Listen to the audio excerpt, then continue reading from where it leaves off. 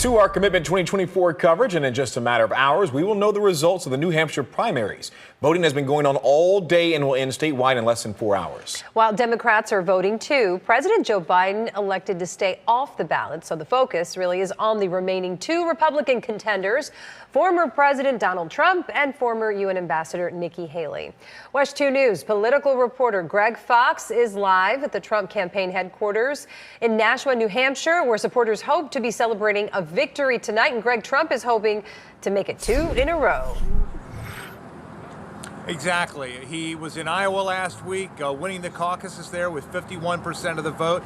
He picked up 20 delegates. That's most of the delegates there. And then he's rolled into Nashua, New Hampshire, and hoping tonight that he'll collect most, if not all, of the 22 delegates up for grabs on the Republican side tonight. Meanwhile, Nikki Haley is hoping to capitalize on Florida Governor Ron DeSantis dropping out of the race, maybe picking up some of his support. But we'll find out tonight.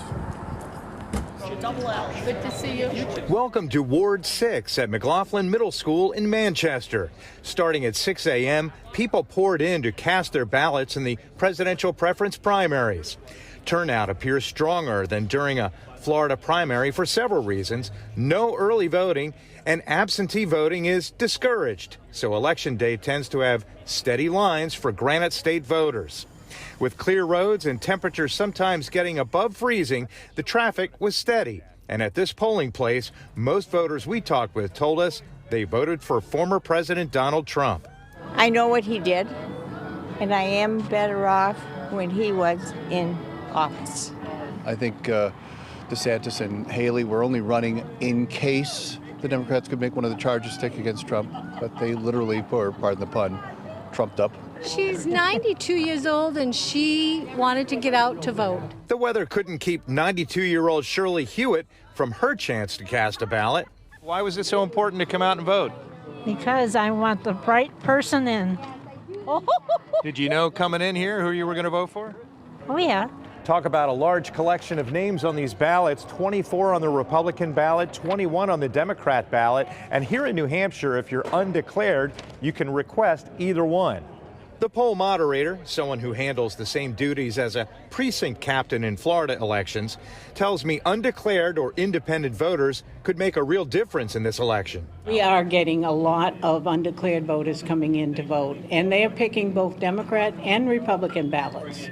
The day started at midnight in the town of Dixville Notch, where all 6 voters cast ballots for former governor and former ambassador Nikki Haley.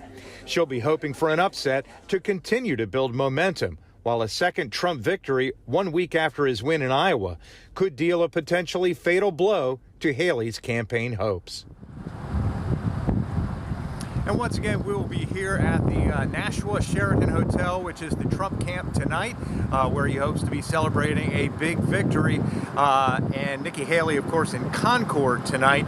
We'll have the results as they come in. Remember, in New Hampshire, unlike in Florida, even though they're all in the same time zone, they have some polls close at 7, some polls close at 8, but we should have a pretty good indication early on in the evening. We're live in Nashua, New Hampshire. Greg Fox, WESH 2 News.